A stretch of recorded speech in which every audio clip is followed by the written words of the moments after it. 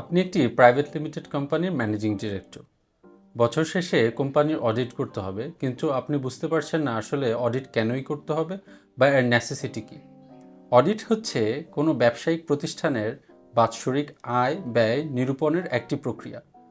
এর সহিত উক্ত ব্যবসায়িক প্রতিষ্ঠানের কার্যক্রম যথাযথভাবে পরিচালিত হচ্ছে কিনা সেটিও অডিট রিপোর্টের মাধ্যমে নিরূপণ করা হয়। এই ক্ষেত্রে একটি ইন্ডিপেন্ডেন্ট অডিট ফার্মকে অ্যাপয়েন্ট করতে হয়। উক্ত অডিট ফার্ম আপনার কোম্পানির ব্যবসায়িক আয় ব্যয় নিরূপণ করেন এবং ব্যবসায়িক অন্যান্য কার্যক্রম ঠিকমতো হয়েছে কিনা সেটিও নিরূপণ করেন এবং একটি রিপোর্ট প্রিপেয়ার করেন। আইনের দৃষ্টিতে অডিট তিনটি কারণে করা হয়। 1.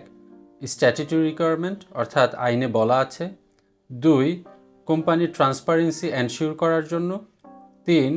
বছর শেষে লভ্যাংশ বা মুনাফা অথবা ডিভিডেন্ড শেয়ার করার জন্য। কোম্পানি আইন 1994 ধারা 81 অনুসারে একটি কোম্পানিকে প্রতি বছর অ্যানুয়াল জেনারেল মিটিং অর্থাৎ এজিএম আয়োজন করতে হয় এবং ধারা 213 অনুসারে উক্ত এজিএমে অবশ্যই অডিট রিপোর্ট উপস্থাপন করতে হবে। অ্যানুয়াল জেনারেল মিটিংয়ে যখন অডিট রিপোর্ট উপস্থাপন করা হয়, উক্ত অডিট রিপোর্টে উল্লেখিত লভ্যাংশ অনুসারে শেয়ার হোল্ডারদের মধ্যে আপনার লভ্যাংশ শেয়ার করা হয়। এছাড়াও অডিট রিপোর্টের আরও কিছু প্রয়োজনীয়তা আছে, যেমন কোম্পানির ট্যাক্স রিটার্ন সাবমিট করা, আরজিএসসিতে কোম্পানির বাৎসরিক রিটার্ন সাবমিট করা, অথবা কোম্পানি যদি পাবলিক লিমিটেড কোম্পানি হয় সেই ক্ষেত্রে শেয়ারের মূল্য নিরূপণ করা।